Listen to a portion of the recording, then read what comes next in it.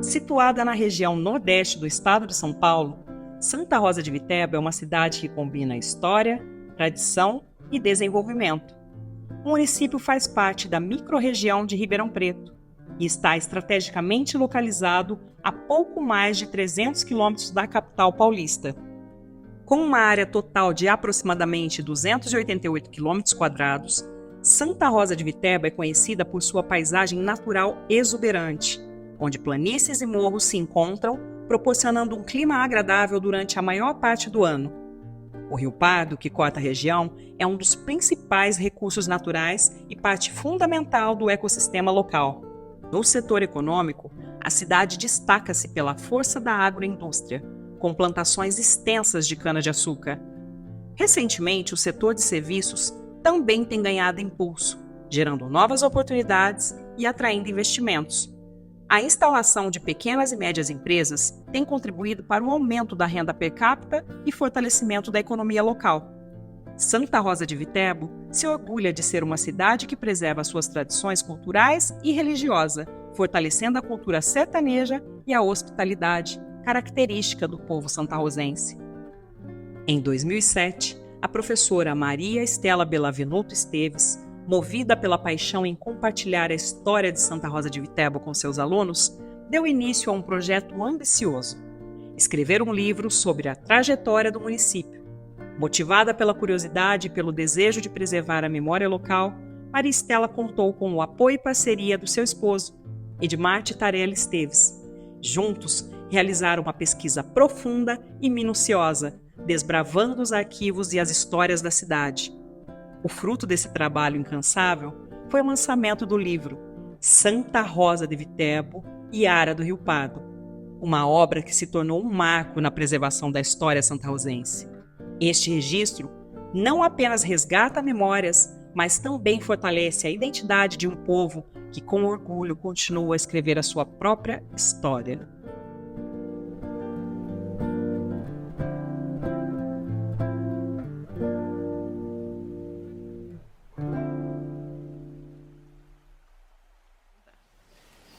Santa Rosa de Viterbo é um município apaixonante, adoro ter a minha história de vida aqui.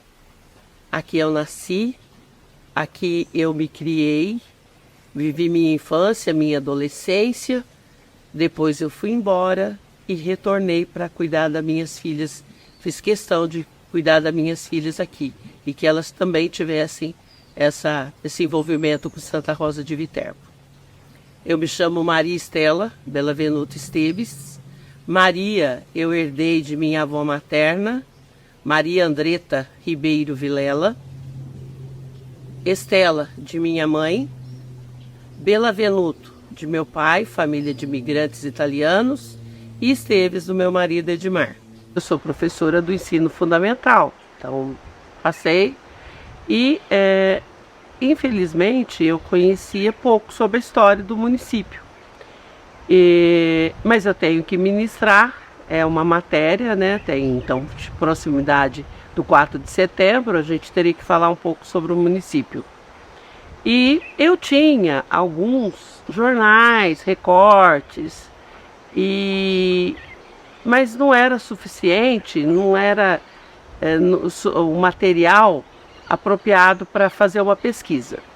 Então, uma amiga, né, chegou e falou: você tem alguma coisa? Tem algum livro? Aí eu disse: não, no município não tem, a gente tem aqui algumas coisas guardadas, eu posso te arrumar. Ela falou: nossa, Cajuru tem. Aí eu falei: nossa, por que Santa Rosa não tem?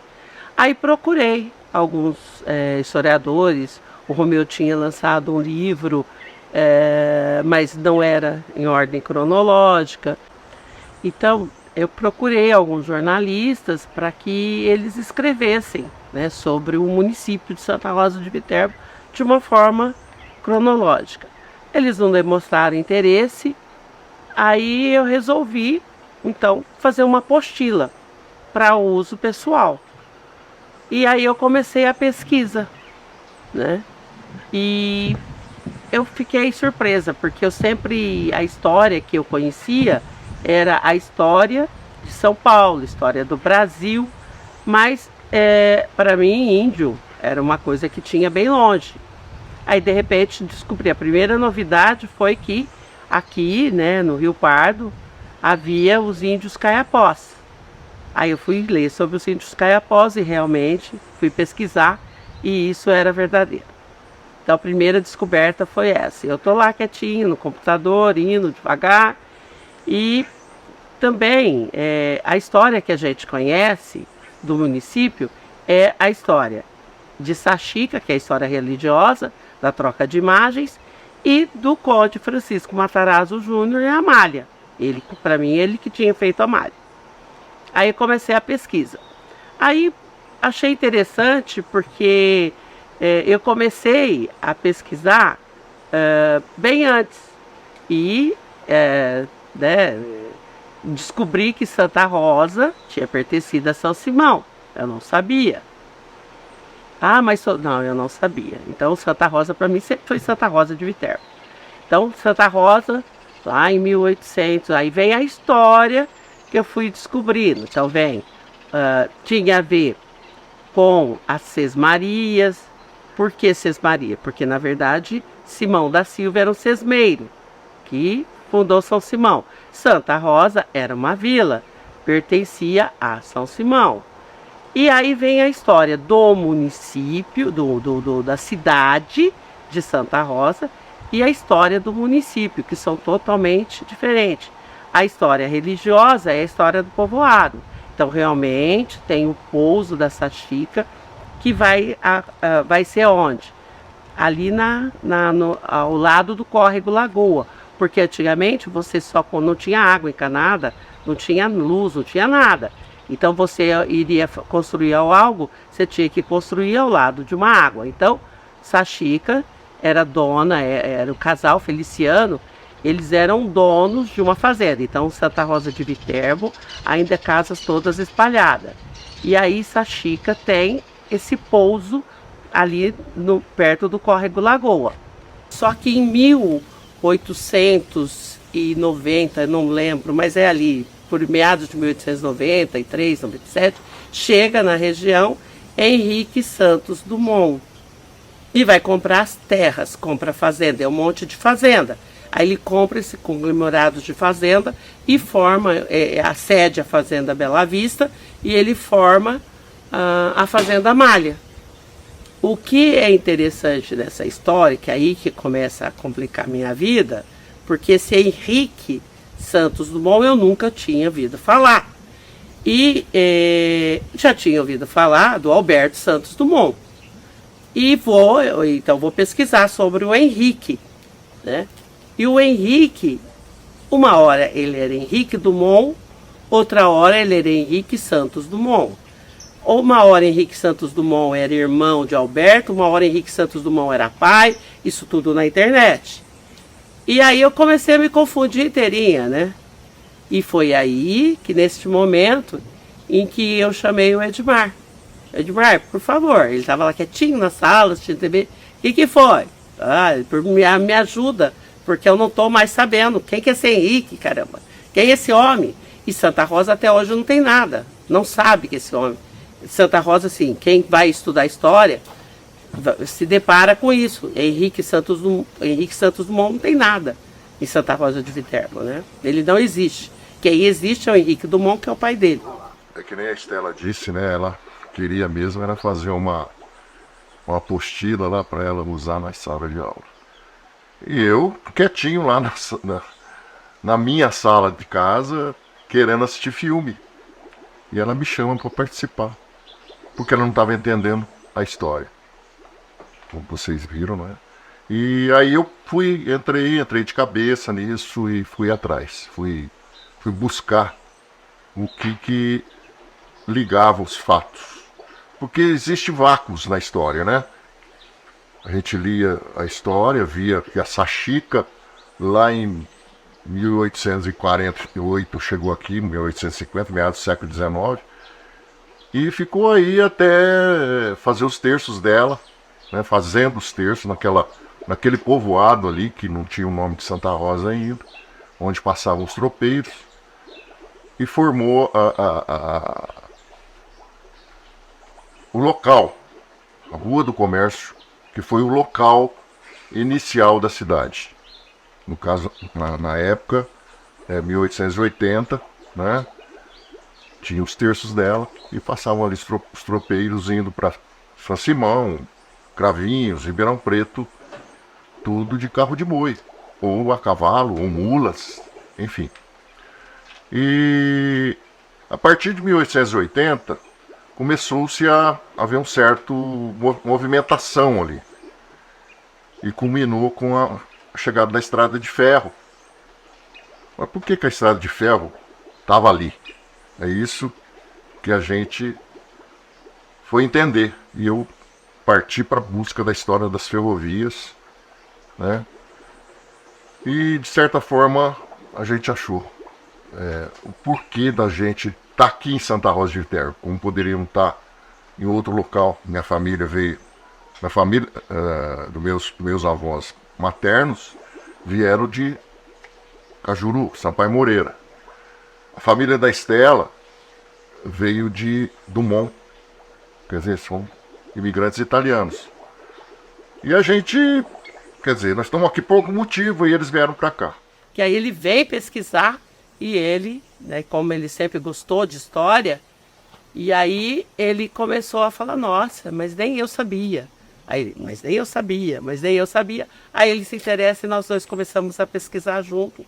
Aí, neste momento, a gente falou, não, vamos fazer um livro.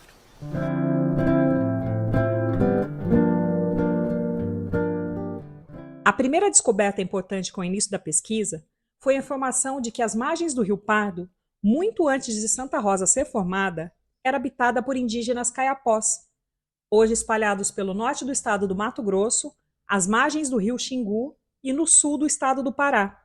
Podemos afirmar, então, que os caiapós foram os primeiros habitantes de nossas terras. Para seguirmos com nossa história, precisamos lembrar de pontos básicos na história do nosso país. Eu estudei história, mas a história do Brasil, história de São Paulo, e nunca tinha estudado a história de Santa Rosa de Viterbo. Então sabia poucas coisas, sabia o que todo mundo sabia, que tinha a história da Sachica, do engano das santas, e que o conde, para mim, era o conde que tinha formado a Fazenda Amália.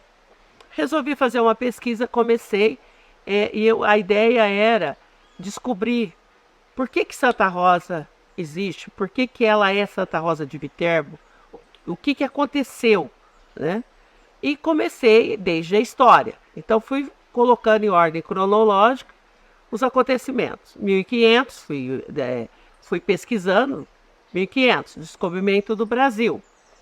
Mas 30 anos depois, o Brasil era muito extenso, divide-se em capitanias hereditárias. Em 1720, é descoberto minas mina de ouro em Minas Gerais e abre-se o caminho de Goiás. Para que esse caminho passe a ser povoado, é distribuído as sesmarias, né, para os sesmeiros, pessoas que iriam ganhar lotes de terra para estar cuidando desse pedaço. Eram as sesmarias. A gente sabe que o país foi dividido em sesmarias. E aqui tinha os sesmeiros na região. Um deles é o Simão da Silva, lá de São Simão, né? Que era um sesmeiro. E tinham outros na região. E esses sesmeiros não se apossaram na terra, né? E o que fez com que viesse do sul de Minas famílias, grandes famílias, os Ribeiro e outros, os Pimenta e outros, vieram ocupar esse espaço que foi deixado, atrás de pastagem, principalmente pastagem, e lógico, a subsistência deles, plantio de mantimentos. pastagem para o gado, enfim. Aí eles começaram a se apossar. Um deles foi essa Chica e o Feliciano, que montaram lá o início do povoado. E como hoje é onde é a Rua do Comércio, nessa passagem foram se construindo também casas enfileiradas pela rua. Não era uma rua, era uma estrada, dando início ao povoado. Esse foi o início de tudo. Em 1854, começam as ferrovias no Brasil. Então, até então, tudo era carregado em mula, carro de boi. Aí começa a história das ferrovias no Brasil. Em 1870, então está aqui o pouso funcionando e os terços de Sachica começam a ficar famosos. Toda a região, todas as pessoas ao entorno, né, nas fazendas, vinham para o pouso da Sachica e aonde ela rezava os terços que foram ficando famosos realmente na região. Em 1872, o Henrique Dumont aparece no cenário das ferrovias. E a hora que aparece o nome de Henrique Dumont, eu tive que começar uma pesquisa em cima deste nome. A linha tronco da Companhia Mogiana de Estrada de Ferro chega à cidade de Casa Branca, inaugurando uma nova era para a região. No ano seguinte, em 1879, um homem influente do Império, Henrique Dumont, surge nesse cenário. Ele vem em busca da terra roxa, ideal para o cultivo do café, e adquire a fazenda Arindeúva, localizada a 20 quilômetros de Ribeirão Preto, onde hoje é o município de Dumont. O crescimento do café e a necessidade de escoar a produção levam o Henrique a influenciar uma mudança estratégica no traçado da linha férrea. Originalmente, ela seguia uma linha reta, de Casa Branca até Franca, mas com a intervenção de Dumont, o caminho é desviado. Vamos lá. 1880, 1883, chegou a ferrovia em São Simão. E a gente buscou por que se estava lá em Casa Branca em 1880, porque demorou 3 anos, né? Para chegar ali em São Simão, que é bem próximo. E aí a gente viu que na história constava que a ferrovia ia direto para Franca. Olha bem, ia direto para Franca. Mas por que mudou? A gente foi procurar saber. O Henrique Dumont, no caso, é um grande fazendeiro de Ribeirão Preto, que tinha fazenda onde hoje é o município de Dumont, e ele montou lá um império vasto de café. 1 milhão de pés de café. É muito café. E ele, de certa forma, ele com a ajuda, deve ser com a ajuda dos outros reis do café de Ribeirão Preto, tão famosos, né? Enfim, ajudaram com que fosse desviado o tronco da ferrovia Mogiano, já era Mogiano na época, para Ribeirão Preto. E esse foi o grande fator de desenvolvimento da nossa região. Esse avanço traz força para a região, impulsionando o pequeno povoado que começava a surgir ao redor do pouso de Sachica. Henrique Santos Dumont, o filho de Henrique Dumont, irmão de Alberto Santos Dumont, o pai da aviação, segue os passos de sua família. Formado em engenheiro, ele retorna da Europa fascinado pelo avanço tecnológico na agricultura. Casa-se com Amália Ferreira, filha do Barão de Bitinga, e como-se guiado por uma mão divina, decide investir a sua herança no vale aconchegante abençoado pela padroeira Santa Rosa. Henrique finca suas raízes na fértil terra roxa da região, onde dá início ao que se tornaria o Império Fazenda Amália. Bom, mas Santa Rosa está um pouco distante, né, do tronco. Aí que chega, no final do século XIX, 1894, o filho do Henrique Dumont, que chamava-se Henrique Santos Dumont. O Henrique Santos Dumont, ele, um grande fazendeiro também, herdou uma fortuna do pai e foi plantar café aqui na região da Fazenda Amália. No final do século XIX, a região do distrito de Santa Rosa testemunhou uma transformação profunda, liderada pelo engenheiro Henrique Santos Dumont. Em 1894, ele adquiriu uma vasta área de terras, somando um total de 11 mil alqueires, incluindo a Fazenda Santa Constança. Estas terras já haviam sido incorporadas e denominadas Fazenda London por um investidor anterior, o engenheiro Paulo de Fronten, da empresa industrial Melhoramentos do Brasil. Henrique, ao consolidar sua aquisição, decidiu rebatizá-la, homenageando a sua esposa e dando-lhe o nome de Fazenda Amália.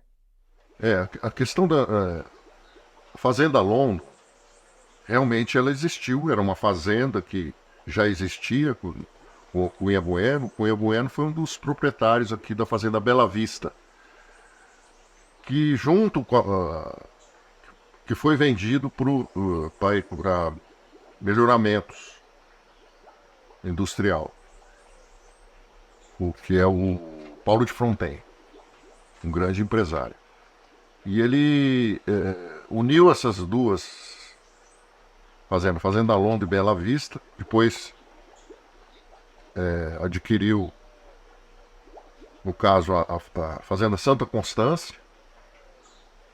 Isso tudo foi adquirido pelo Paulo de Fronten com o Henrique Santos Dumont, em 1901. Com a chegada de um homem tão influente como Henrique Santos Dumont, a Fazenda Amália tornou-se um marco no desenvolvimento econômico e social da região. Seu impacto foi sentido de diversas maneiras, sobretudo na infraestrutura, com a criação de um complexo produtivo que influenciou a economia local por décadas. Ele, como pai, tinha, trazido para Dumont vários imigrantes. Ele traz esses imigrantes para cá, para a região.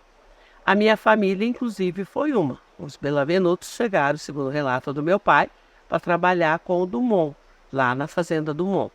E aí depois eles vieram para cá e foram para a Fazendinha. Nessa época que o Henrique Santos Dumont chega na região, não tem mais escravos, teve abolição, então ele vai trabalhar com os imigrantes. Os imigrantes, veja bem, ele veio já no início do século, final do século, com o Santos Dumont, com o Henrique Santos Dumont.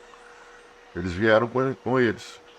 No caso, o Henrique Dumont, quando estava lá tinha a Fazenda Dumont lá em Dumont, que hoje é o município de Dumont, ele trouxe vários imigrantes. Ele não tinha escravos. Eram imigrantes em busca de novas oportunidades. É aquilo que eu falei. De lá vieram vários para cá. Stefanelli, família Stefanelli, família Benavenuto.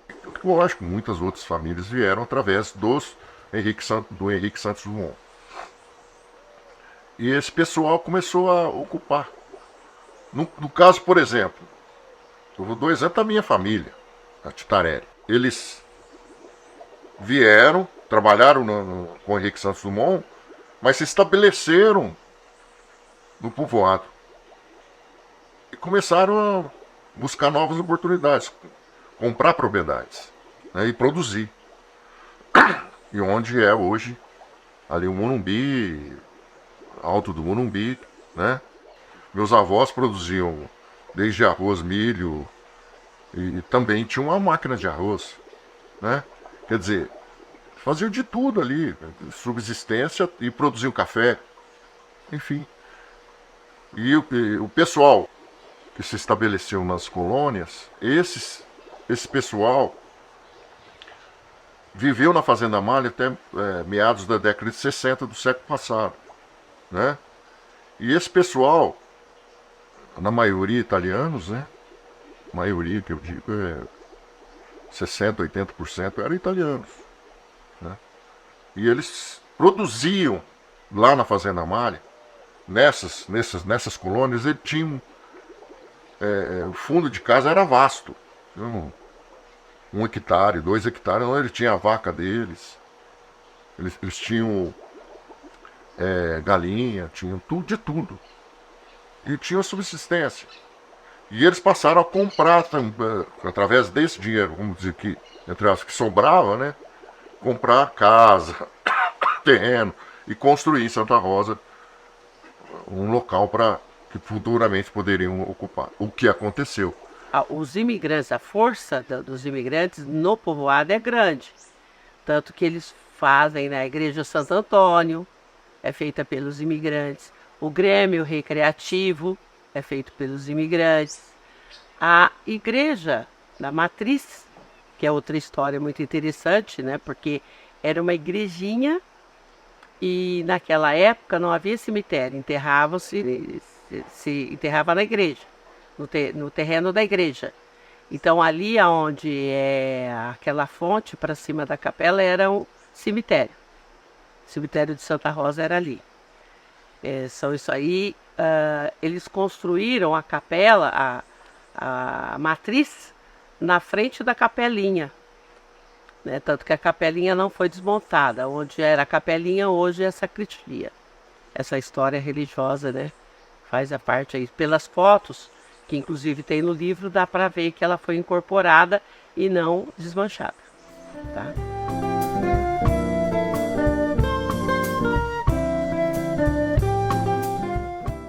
A história mais popular de Sachica relatava que ela era devota de Nossa Senhora Aparecida, mas haviam muitas divergências nesses relatos. E mais uma vez, a pesquisa do casal trouxe à luz a essa parte da história. História religiosa, eles falam, Sachica confundiu, ela era devota de Nossa Senhora Aparecida. E aí, eu que nunca tinha tido essa veia de investigar, de pesquisar, eu falei, como? Nossa Senhora Aparecida? Não, né? Aí eu fui pesquisar. E o que eu percebi? Aí fui até, aonde que eu vou pesquisar? Com o padre. Aí eu falei, não, então eu vou até o padre Robson me informou. E aí ele me mostrou que realmente Nossa Senhora Sachica era devota de Nossa Senhora, a Mãe Santíssima. E que essa Nossa Senhora, onde ela aparece, ela tem. E a Nossa Senhora Aparecida é a Mãe Santíssima também. Com os textos famosos de Sachica, surge a necessidade de uma capela. Ela é construída em terras doadas pelo casal Feliciano. Sachica adquire a imagem de Nossa Senhora, a Mãe Santíssima, de um mascate. Leva-a até Cajuru para ser benzida, quando, para decepção geral, o padre afirma que a imagem adquirida é de Santa Rosa, da cidade de Viterbo, na Itália. Ele fala sobre sua vida e seus milagres. Diz que a troca das imagens fora a providência divina que assim quisera, e que Santa Rosa haveria de fazer muito pelo povoado sob sua proteção. Mais tarde, Sachica consegue uma graça atribuída a Santa Rosa, que passa a ser a nova padroeira do povoado. A troca da imagem, ela era devota de Nossa Senhora, a Mãe Santíssima.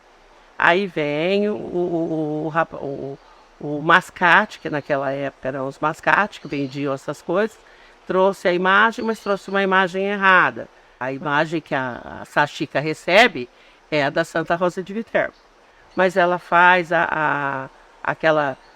um pedido, ela é atendida e ela passa então, ainda nesse momento, ela vai levar a imagem para benzer, né? Aí que ela fica sabendo que a imagem era de Santa Rosa de Viterbo, que Santa Rosa era muito, né, conhecida, mas era santa de Santa Rosa de Viterbo, não era a Mãe Santíssima.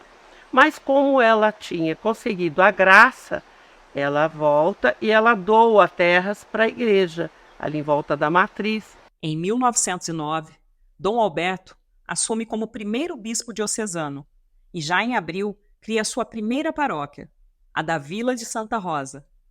Ainda nesse mês, nomeia o primeiro pároco e cônego, esforços do padre Gastão de Moraes e de Dr. Guido Maestrello, aliados à determinação da população, faz com que a construção da matriz se dê em apenas um ano. Para virar município, forma-se a primeira Câmara Municipal. E a Câmara Municipal vai decidir sobre o nome. E eles resolvem, né, trocar o nome por Ibiquara, que significa cidade de buraco. Só que a comunidade, na sua maioria católica, tem a história de Sachica com a Santa, tem a história do milagre e a padroeira, né? A padroeira é Santa Rosa, e aí eles se movimentam e realmente conseguem em 1912 voltar a ser Santa Rosa.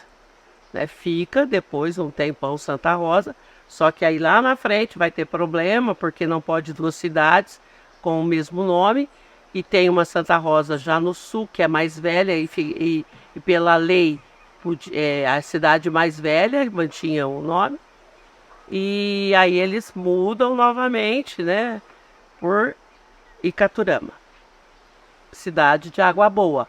A cidade não gosta, não quer saber e quer o nome da santa de volta. E aí eles resolvem, né, depois Santa Rosa de Viterbo, Santa Rosa com o acréscimo de Viterbo. E tá até hoje, graças a Deus, não mexeram mais. Essas são as mudanças. Então Santa Rosa já foi Vila de Santa Rosa, vira Ibiquara, depois vira Santa Rosa, Icaturama e depois volta a ser Santa Rosa de Viterbo.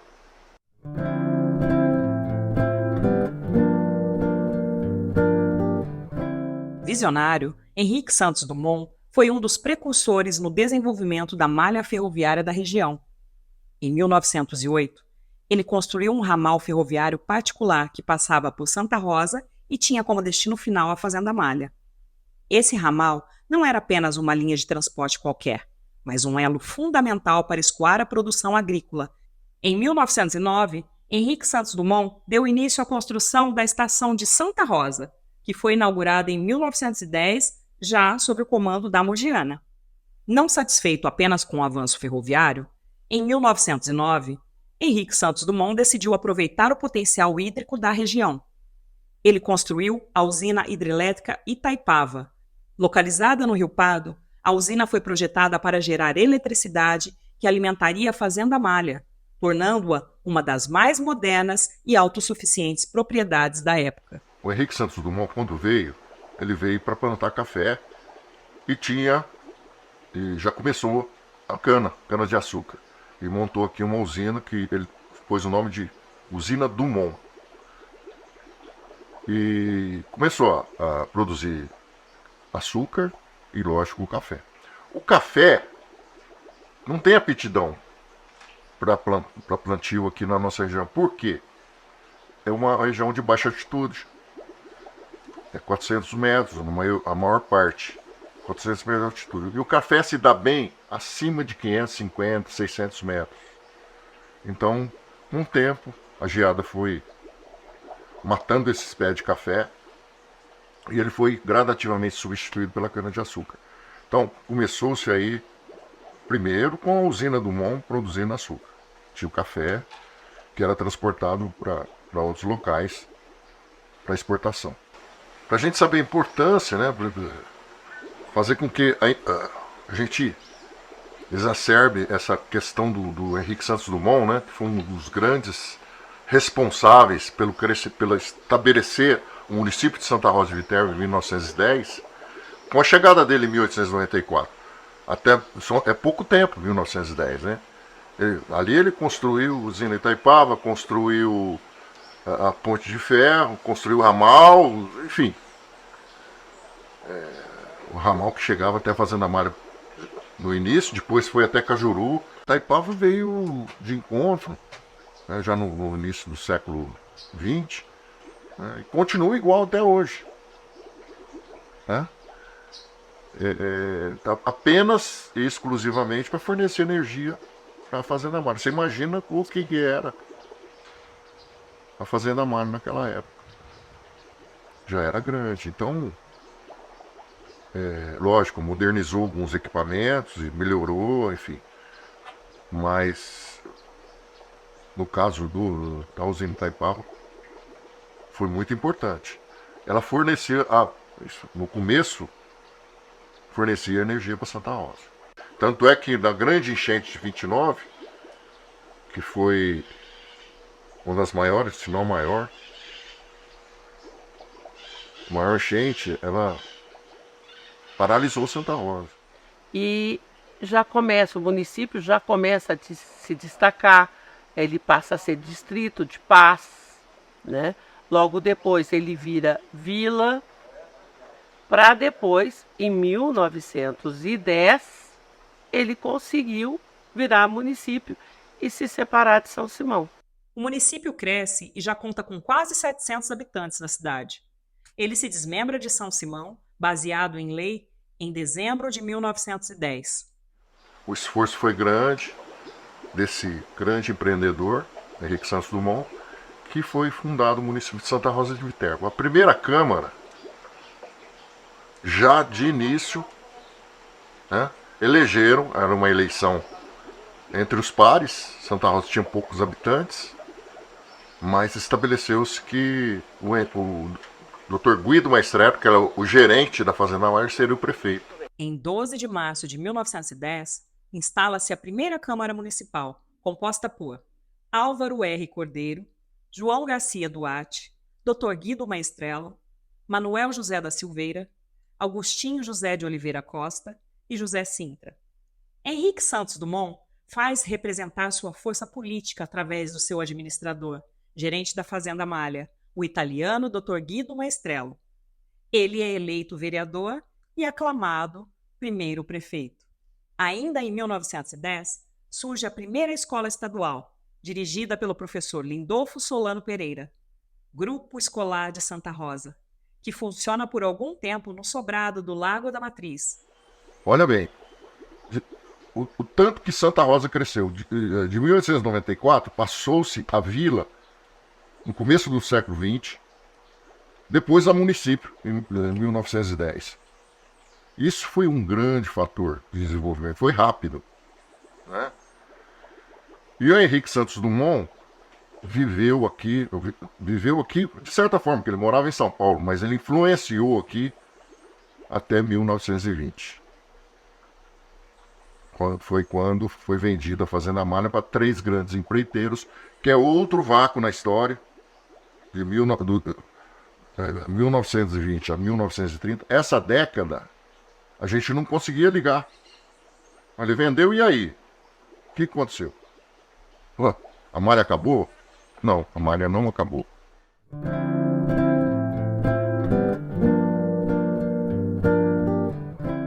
Bom, sobre o livro, por que Santa Rosa de Viterbo e Ara do Rio Pardo? Primeiro, porque é como ela é conhecida, né? Assim como São Simão é o berço da República, conhecido como berço da República, Santa Rosa já era conhecida como Santa Rosa e Ara do Rio Pardo. E eu sempre tive uma ligação muito forte com o Rio Pardo. Tanto que aí a ONG que nós formamos, nós participamos, né, da formação, inclusive, era a ONG Ara do Rio Pardo. E depois eu tive um bloco de carnaval chamado Ara do Rio Pardo. E também tem uma revista que começou a ser editada em 2009, também chamada Pardo. Então a minha ligação com o Rio Pardo é muito grande. Eu sempre vinha no Rio Pardo. Eu era garoto, como eu disse, na ponte, vinha na ponte pescar na ponte Mandi, com o meu pai. Só que eu não entrava no barco, ele não deixava. Então eu devia ter o quê? 8 anos, 10 anos. Isso aí. E a gente sempre frequentou o rio. A gente vinha pescar aqui na barragem, vinha tarrafiar aí. A gente fazia as tarrafas, né? E vinha tarrafiar, pegava, ficava comendo peixe ali, levava um litro de óleo, uma frigideira, sal, e vinha comer peixe. Eu me lembro muito bem que a gente fazia muito disso. Vinha até de ônibus. Depois passou a vir de carona, carro, né? Quem tinha carta levava a gente. Porque a partir dos 18 eu fui estudar, né? 17, 18 anos fui estudar. Mas o Rio Pardo foi muito... E ainda continua sendo, né? A gente frequentava ranchos, fazia acampamentos. Fizemos na década de 70, começo da década de 70, 69, 70, a gente ia acampar no Barreirinho. O Barreirinho é um córrego bem próximo ali do Luiz Tertuliano, naquela região ali. E a gente montava acampamento ali, ó. Não era essas barracas hoje que é fácil montar, não. Era a lona de caminhão, sabe? A gente pegava, cortava as forquilhas lá. É que nem, vamos pôr assim, a gente leu, eu li, meu irmão leu, Os Três Escoteiros no Rio Paraná. Era um livrinho infantil. E a gente queria fazer igual, né?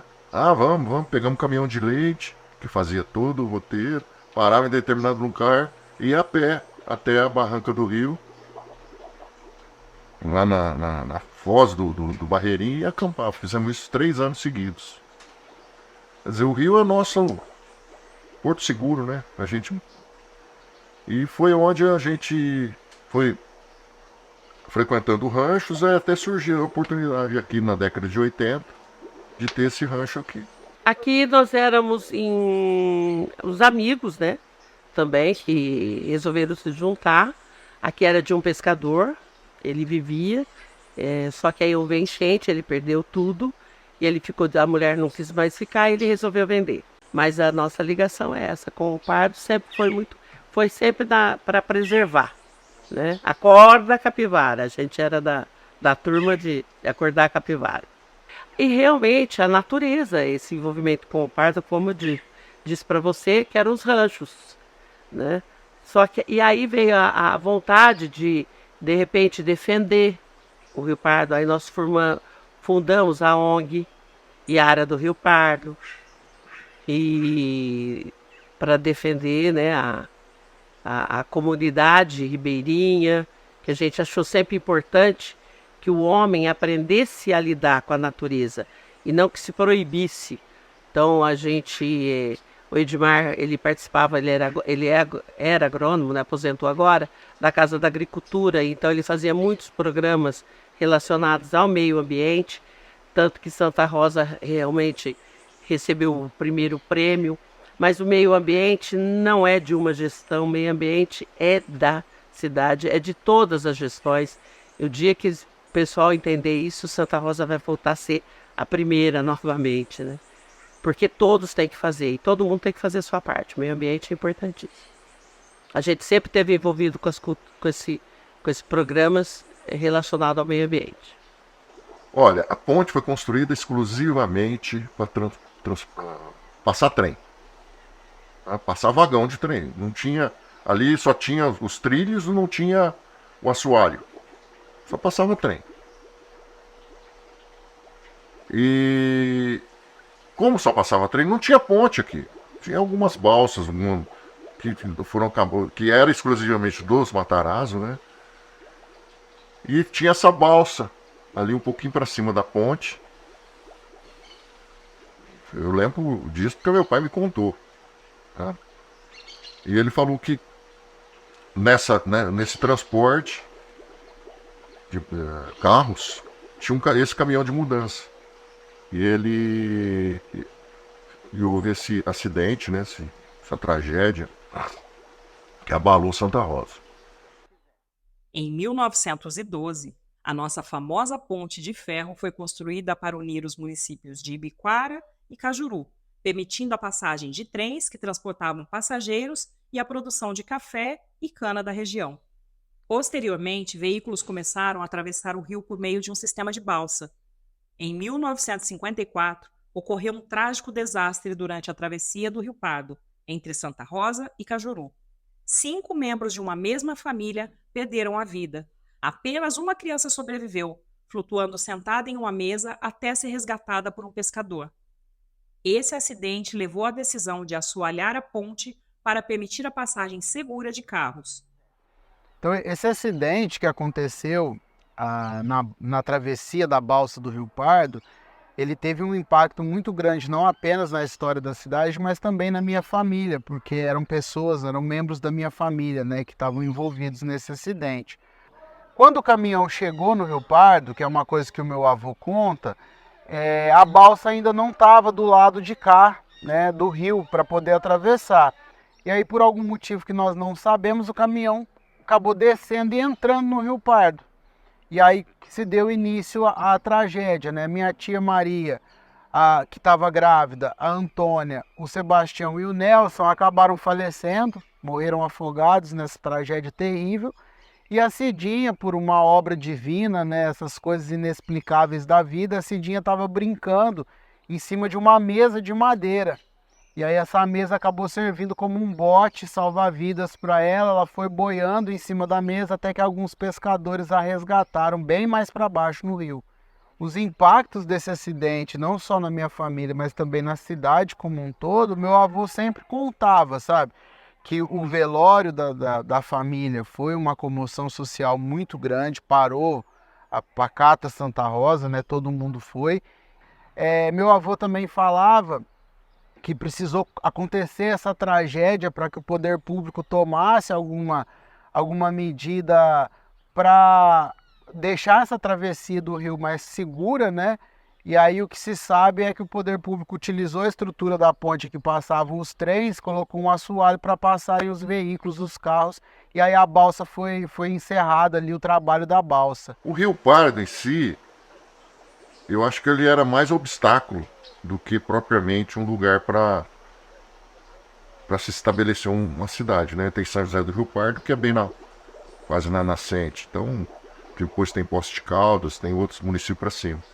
Mas aqui para baixo, a cidade se estabelecendo um pouco longe, porque ele na verdade é muito largo para poder passar, né? Naquela época, cruzar ele. Precisa de obras grandes para poder passar. No caso de Santa Rosa, o importante foi a Fazenda Malha, né? A Fazenda Malha precisava de muita água.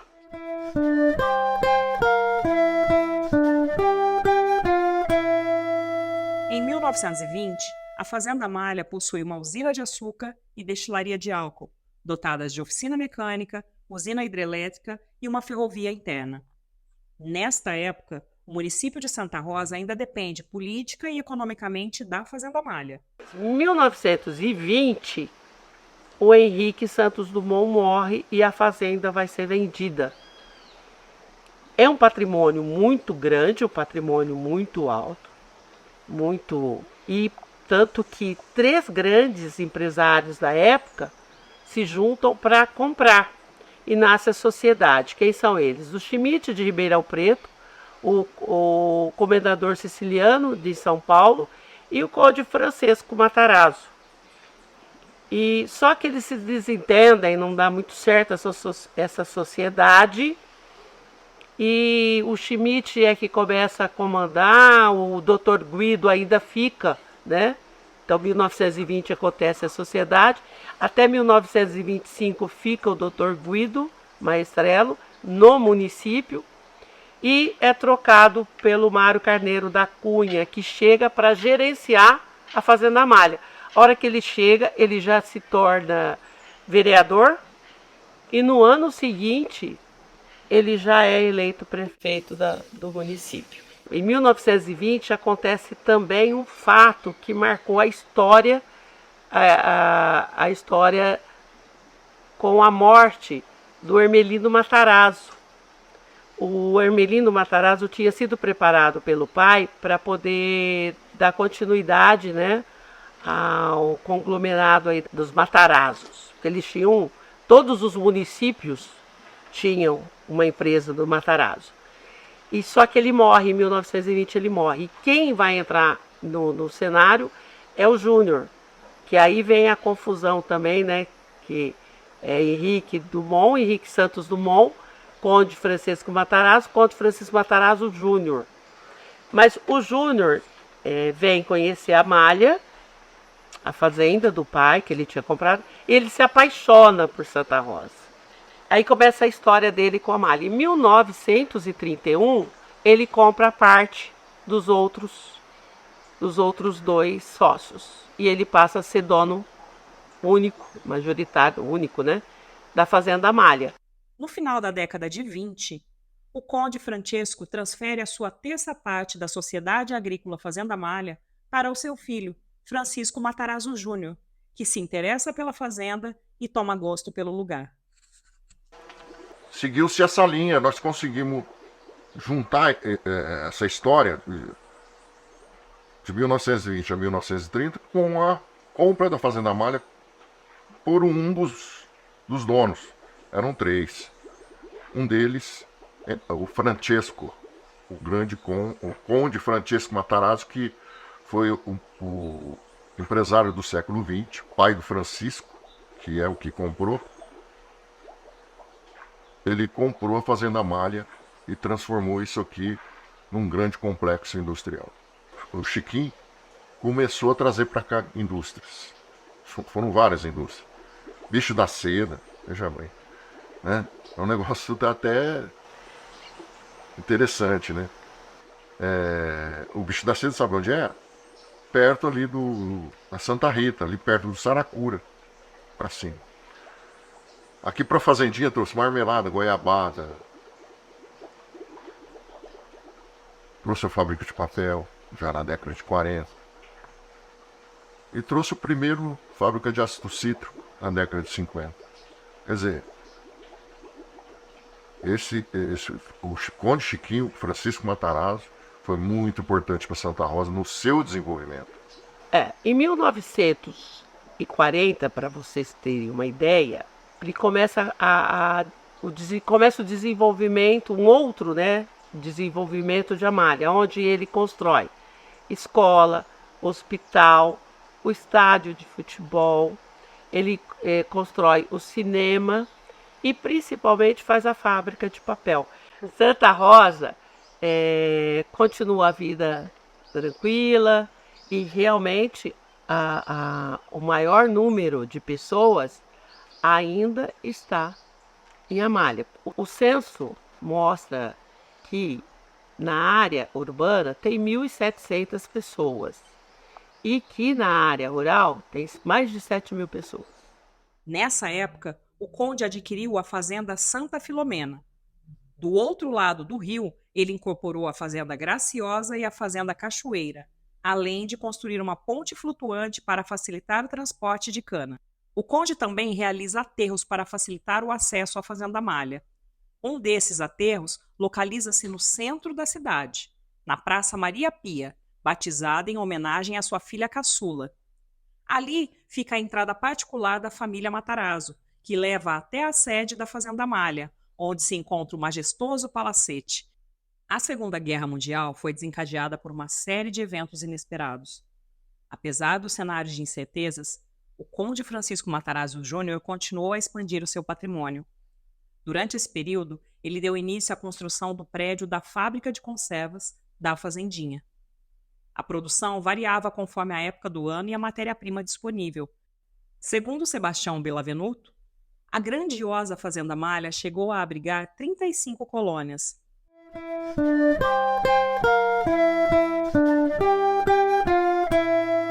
Getúlio Vargas foi eleito em 1930, né? Presidente, eleito diretamente, mas em 1937 ele virou ditador. Ele deu golpe. Implantou o Estado Novo. O Estado Novo foi muito significativo para o país em termos de reformas e tal. E coincidiu aqui para nós, né, na mudança de nome do município, para Icaturama, e a nomeação dos prefeitos, sendo indiretamente. Ele nomeava. Na verdade, quem nomeava era o interventor do Estado de São Paulo. De 1930 a 1934 foi Tomás Eugênio de Abreu. Tudo indiretamente. De 1934 a 1938, Teófilo Siqueira. De 1938 a 1947, João Bueno dos Reis. Todos indiretamente, nomeados pelo interventor. O primeiro prefeito eleito, diretamente pelo povo de Santa Rosa, foi em 1947, que tomou posse em 48, foi em 48, tomou posse em 49. Antônio Guimarães. Tá? Aí, a partir do Antônio Guimarães, todos os prefeitos foram eleitos pela população, diretamente. Mas Santa Rosa de Viterbo, naquela época, ainda continuava com uma população rural bem maior que a população urbana. Bom, aí a Amália continuava no seu crescimento vertiginoso, né? Com o Conde Francisco Matarazzo Júnior. Em 1955, ele implantou aqui no município de Santa Rosa de Viterbo uma indústria significativa, a de ácido cítrico. O ácido cítrico, para vocês terem uma ideia, é utilizado na panificação, em qualquer tipo de alimento, né? Refrigerantes, enfim, tudo. E foi a primeira fábrica de ácido cítrico da América do Sul. Foi aqui em Santa Rosa. Em 1960, segundo dados do IBGE, cerca de 95% dos 3.000 trabalhadores do município eram empregados das empresas de Amália. Nessa época, o Conde Chiquinho decidiu ampliar a capacidade de moagem de cana da usina. No entanto, com o desperdício frequente, muitas produções eram perdidas e, aos poucos, o patrimônio foi sendo dilapidado. Segundo o livro Matarazzo 100 anos, o Grupo Matarazzo cresceu até 1960, mas a partir daí, sua curva de crescimento tornou-se descendente. Com a chegada aí da eleição para presidente da República, elegendo o Jânio Quadros e depois ele renunciando e entrando o João Goulart, fez uma lei importante que foi significativo para no caso, o Brasil em si, mas para Santa Rosa, como vou explicar a seguir. É o Estatuto da Terra. O Estatuto da Terra permitia que os colonos, na época, pudessem adquirir ou ocupar as áreas como se fosse uma reforma agrária. Tá? E isso fez com que o Conde Francisco começasse a desalojar os colonos, inclusive em grande porcentagem a partir do golpe de 64, que ele teve respaldo para isso, e fez com que começasse o fim das colônias. Eu digo começasse por quê? Porque foram desalojados gradativamente e todos indo para a cidade, ocasionando um grande êxodo rural. Inclusive, em 1966, deu-se início a maior greve que Santa Rosa já teve, a greve de 66, dos trabalhadores da malha. Uma paralisação total. Inclusive, muitos estudiosos dizem que foi provocado pelo Conde Francisco exatamente para que ele pudesse desalojar esses trabalhadores, para que eles fossem embora das colônias e se estabelecesse na cidade. Depois disso, né, depois desse êxodo rural importante, aconteceram vários fatos que marcaram o nosso município, que merece, com certeza, um novo documentário para 2025. Quando eu resolvi fazer o livro, fui atrás de parceiros, fiz 3.000 exemplares e distribuí gratuitamente nas escolas. O que mais o dia que um professor me chamou para ir, né, ver que ele estava usando os livros, eu chorei muito. Até me emociono. Foi gratificante, foi maravilhoso. Ver aquelas crianças, né, olhando a história, olhando. Ai, olha aqui perto da minha casa. Olha, porque o livro tem a parte onde tem a localização, uma das coisas que eu fiz questão. A parte colorida é a parte que... E o que eu mais me emocionei foi de vê-los, né, se colocando dentro daquele livro, né? Ai, olha aqui, nossa, olha, esse aqui é o rio, olha, eu te vi lá, eu vou lá com meu pai. Então, muito assim, foi muito gratificante. E relatos de várias amigas, professoras, olha, foi muito bom, e é isso.